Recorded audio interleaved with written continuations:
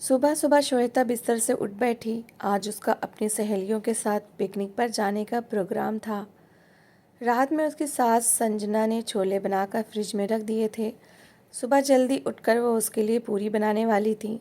श्वेता ने आंखें बंद की और ईश्वर को धन्यवाद दिया कि उसे इतना अच्छा घर परिवार मिला है।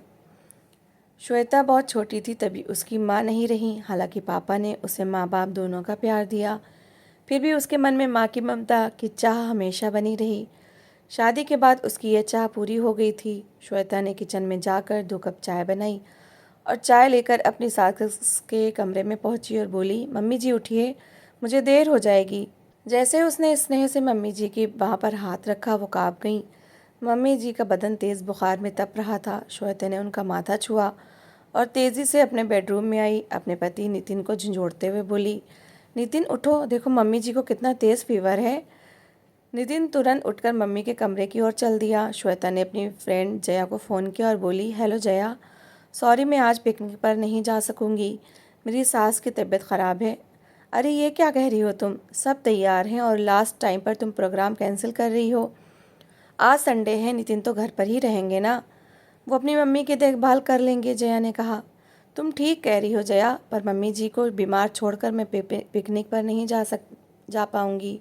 प्लीज़ श्वेता, ज़्यादा आदर्शवादी बहू मत बनो, सारा मज़ा ख़राब हो जाएगा, जया खींच कर बोली। सॉरी जया, फिर कभी सही, ये कहकर श्वेता ने फ़ोन काट दिया। थोड़ी देर बाद मम्मी जी भी जाग गईं। वो उठने को हुई तो श्वेता बोली, मम्मी जी आप लेटी रहिए। उसकी बात को अनसुना कर कमज़ोर सी आवाज़ में वो बोली, अभी तक तैयार भी नहीं हुई हो तुम, तैयार हो मैं पूरी बना देती हूँ।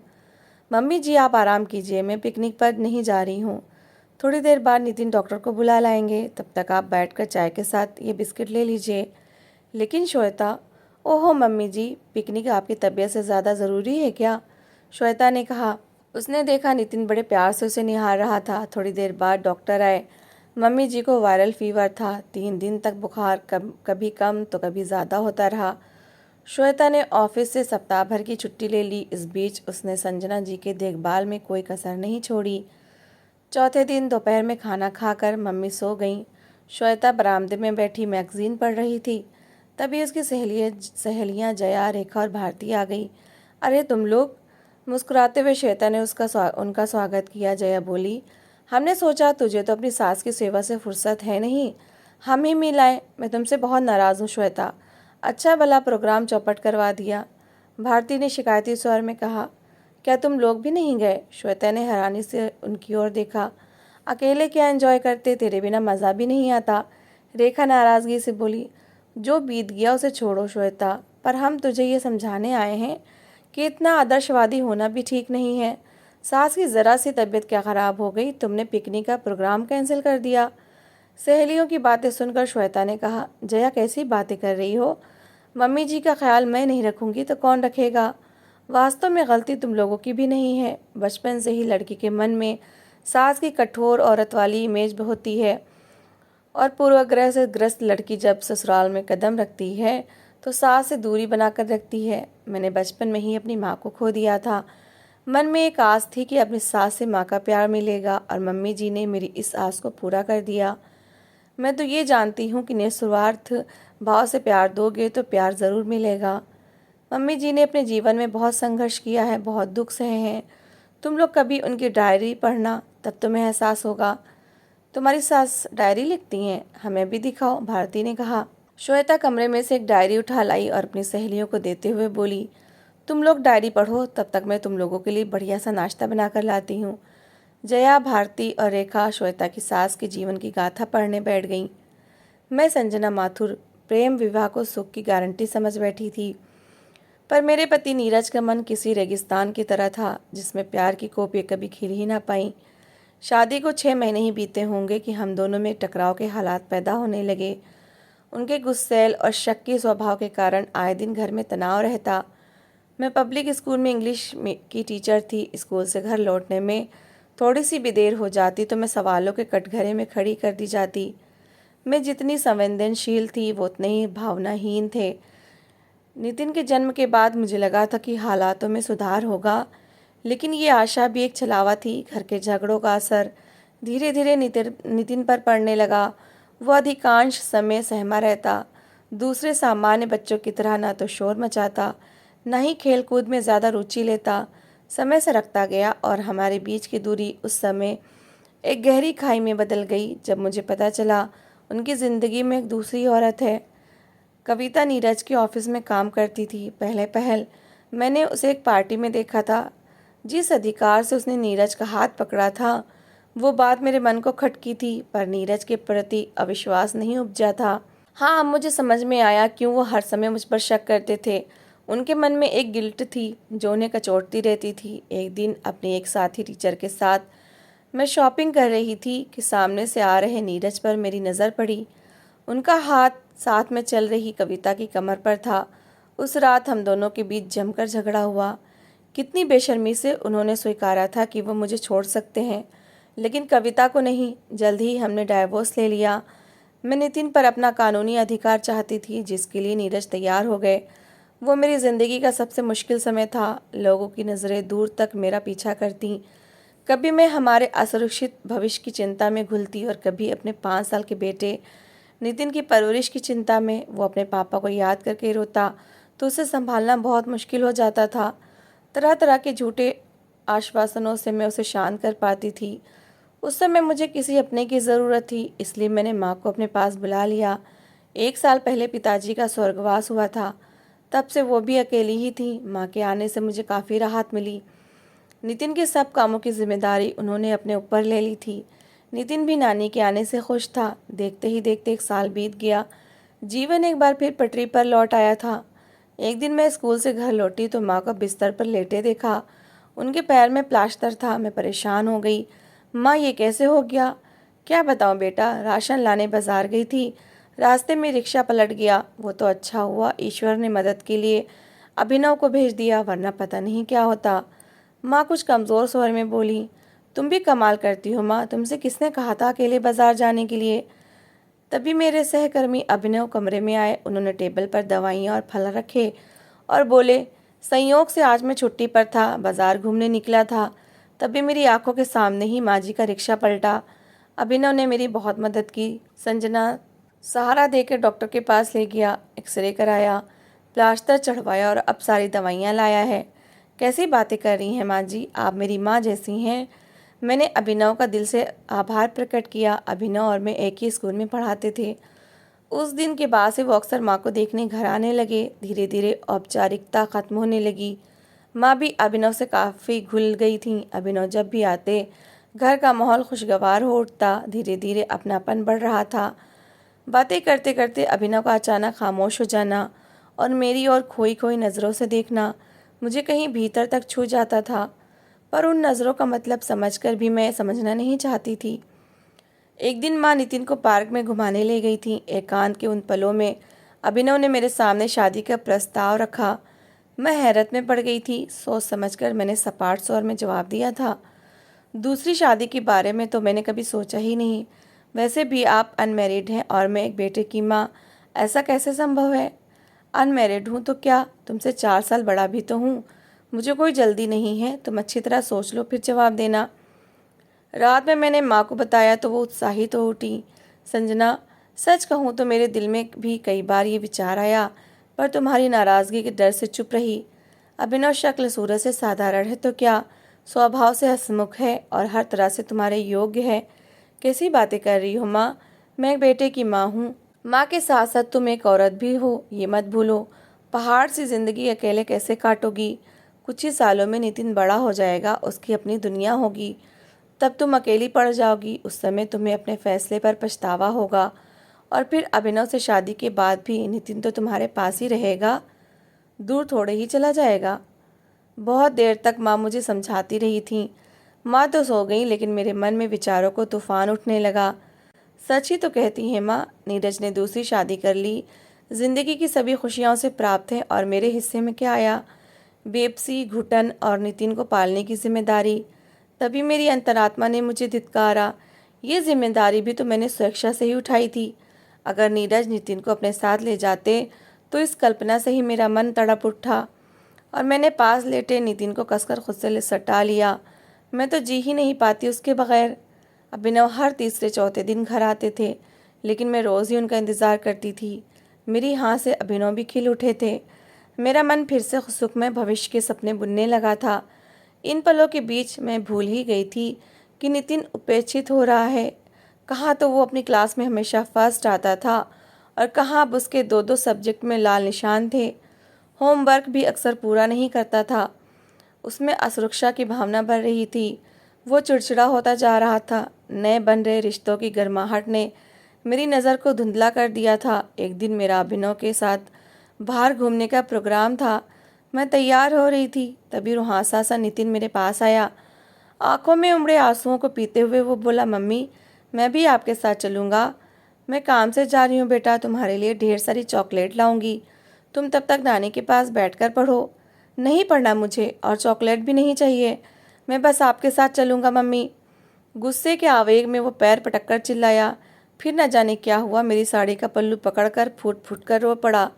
मैं अवाक से खड़ी रह गई। उसका ये व्यवहार मेरे लिए अजीब था। मैंने प्यार से उसके सिर पर हाथ फिराया और बोली, अच्छा रोना बंद करो और तैयार हो जाओ। मुझे लगा नितिन को साथ ले जाना अच्छा रहेगा। धीरे धीरे वो अभिनव के साथ सहज महसूस करने लगेगा, लेकिन जैसा सोचा वैसा कुछ भी नहीं हुआ। अभिनव चुप्पी साधे बैठे रहे। रेस्टोरेंट में काफ़ी पीने बैठे तो मैंने उन्हें टोका, जब चुप ही रहना था तो आए ही क्यों थे। वो कुछ पल मुझे देखते रहे, फिर बोले, अब तुम ही बताओ इसके सामने क्या बोलूं। इसे साथ लाने की क्या ज़रूरत थी। सुनकर मेरे मन को ठेस लगी। वो चाहते तो उस नितिन और अपने बीच की दूरी को कुछ कम कर सकते थे। मैं कई बार उनसे कह चुकी थी उनका नितिन के साथ घुलना मिलना ज़रूरी था, तभी वो उन्हें पिता के रूप में स्वीकार करेगा। अगले दिन रविवार को अभिनव आए और बोले, संजना जल्दी से तैयार हो जाओ, तब तक मैं नितिन को बाहर घुमा लाता हूँ, वरना ये भी हमारे पीछे लग जाएगा। अभिनव के आखिरी शब्द मेरे मन को चुभ गए। ज़बरदस्ती ठेल कर भेजा था मैंने नितिन को। वो तो अभिनव के साथ जाना ही नहीं चाहता था। थोड़ी देर बाद अभिनव नितिन को लेकर वापस आए और मैं उसे माँ के पास छोड़कर अभिनव के साथ घूमने चली गई। रात में अभिनव के साथ खाना खाकर लौटी तो माँ ने बताया कि नितिन जब से लौटा है ना तो कुछ भी बात कर रहा है और ना ही खाना खाया है। मैंने सोचा मेरे अकेले बाहर चले जाने को लेकर मुझसे नाराज़ होगा, इसलिए उसे मनाने के लिए मैं उसके पास आकर लेट गई, लेकिन वो मेरे पास से उठकर माँ के पास जाकर लेट गया। और कोई समय होता तो मैं उसे मनाकर ही दम लेती, लेकिन उस दिन मैं ऐसा कुछ भी नहीं कर पाई। एक अजीब सा अपराध बोध मेरे मन को घेरे हुए था, जिससे मैं चाहकर भी खुद को मुक्त नहीं कर पा रही थी। अगले ही दिन स्कूल के प्रिंसिपल वर्मा जी ने मुझे बुलवाया। मेरे पहुंचते ही उन्होंने प्रश्न दाग दिया, आजकल नितिन को क्या होता जा रहा है संजना जी? उसे क्या हुआ है सर? कुछ भी तो नहीं। वर्मा जी गौर से मुझे देखते हुए बोले, दो दो सब्जेक्ट में फेल हुए है वो, और आप कह रही हो कुछ भी नहीं हुआ। स्कूल के सबसे अच्छे स्टूडेंट्स में उसका नाम गिना जाता था, अब तो उसका व्यवहार भी अजीब सा होता जा रहा है। उसकी क्लास टीचर का कहना है क्लास में या तो वो गुमसुम रहता है या अपने साथियों से झगड़ा करने लगता है। मुझे लग रहा है कि उसके मन में कोई बात है जो वो खुलकर नहीं कर पा रहा है, कोई गांठ है जो बड़ी होती जा रही है। देखो बेटी, मैं ये बात एक प्रिंसिपल की हैसियत से नहीं बल्कि तुम्हारे बड़े की हैसियत से कह रहा हूँ। वो बच्चे खुद को अधूरा और असुरक्षित महसूस करते हैं जिन्हें जीवन में माँ और पिता दोनों का प्यार प्राप्त नहीं होता है। नितिन के सिर पर भी उसके पिता का हाथ नहीं है, ऐसे में तुम्हारी जिम्मेदारी दोगुनी हो जाती है। तुम्हें उसके मन को समझना होगा। बच्चों को पालना, पढ़ा लिखा कर अच्छा इंसान बनाना एक तपस्या है, जिसमें अपनी बहुत सी इच्छाओं की आहुति देनी पड़ती है, तभी तपस्या सफल हो पाती है। वर्मा जी ने मेरे सोए हुए विवेक को जगा दिया। स्कूल से लौटकर सारा दिन मैं बेचैन रही। शाम को घर आया तो मैंने उसे नए कपड़े पहनाकर तैयार किया तो वो बोला, मम्मी क्या हम कहीं घूमने जा रहे हैं? हाँ बेटा। क्या अंकल के साथ? उसने शंकित होकर पूछा। नहीं, बस मैं और तुम और नानी, ठीक है ना? मेरी बात सुनकर वो कुछ आश्वस्त हुआ। मॉल में आइसक्रीम खाकर और कैरम बोर्ड खरीदकर हम घर लौटे। रात में उसके पास लेटी तो उसे खुश देखकर मैं पूछ बैठी, अच्छा नितिन, उस दिन तुम अभिनव अंकल के साथ घूमने गए थे, तब तुम दोनों ने क्या क्या खाया था? ये सुनते ही नितिन के चेहरे का रंग उड़ गया। मैंने फिर कुरेदा, बेटा अभिनव अंकल तुम्हें कैसे लगते हैं? अचानक मेरा हाथ झटक नितिन खड़ा हो गया। उसकी आंखों में गुस्सा और आंसू दोनों झलक रहे थे। वो बोला, मम्मी अभिनव अंकल कह रहे थे आप उनसे शादी कर रही हो। मगर मम्मी मैं हॉस्टल बिल्कुल नहीं जाऊंगा। हॉस्टल? तुमसे किसने कहा तुम हॉस्टल में रहोगे? इस नई बात ने मुझे हैरान कर दिया। अंकल ने उस दिन कहा था कि हॉस्टल बहुत अच्छी जगह होती है, हम तुम्हें वहीं रखेंगे। पापा तो मुझे छोड़कर चले गए, अब आप भी चली जाओ। मगर मैं कहीं नहीं जाऊंगा, यहीं रहूंगा नानी के पास। नितिन की ये बातें सुनकर मेरा दिल बैठ गया। अगले दिन अभिनव आए तो मैं नाराज़ होकर बोली, तुमने नितिन से कहा था कि उसे हॉस्टल में रहना होगा। मैं सोच भी नहीं सकती थी कि तुम मेरे बच्चे को मुझसे दूर करने की सोच रहे हो। जानते हो नितिन इन दिनों खुद को कितना असुरक्षित महसूस करने लगा है। कहते कहते मेरी आंखों में आंसू आ गए। अभिनव ने एक गहरी नज़र मुझ पर डाली, फिर शांत स्वर में बोले, नाराज मत हो संजना, ठंडे दिमाग से सोचो। शादी के शुरुआती दिनों में पति पत्नी के बीच कोई तीसरा हो तो कभी भी उनमें अच्छी अंडरस्टैंडिंग नहीं हो सकती। नितिन साथ रहेगा तो तुम्हारा ध्यान बटा रहेगा, तुम उसमें और मुझ में तालमेल बैठाने में लगी रहोगी। इस कोशिश में हमारा रिश्ता प्रभावित होगा, जो मैं सहन नहीं कर सकता। तो तुम क्या चाहते हो, अपनी ममता को तुम्हारी उमंगों के लिए कुर्बान कर दूं? मैं इतनी स्वार्थी नहीं हूँ कि अपने सुख के लिए अपने बच्चे को अपने से दूर कर दूं। मेरी बातों से अभिनव का मूड उखड़ चुका था। गुस्से में वो बोले, तुम्हें अपने लिए पति नहीं बल्कि अपने बच्चे के लिए पिता की ज़रूरत है। मेरा पति सिर्फ वही इंसान बन सकता है जो मेरे बेटे को बाप का प्यार दे सके, उसे घर से दूर करने की ना सोचे। अगर मुझे पहले ही तुम्हारे मन के भावों का पता चल जाता तो मैं कभी भी इस रास्ते पर आगे नहीं बढ़ती।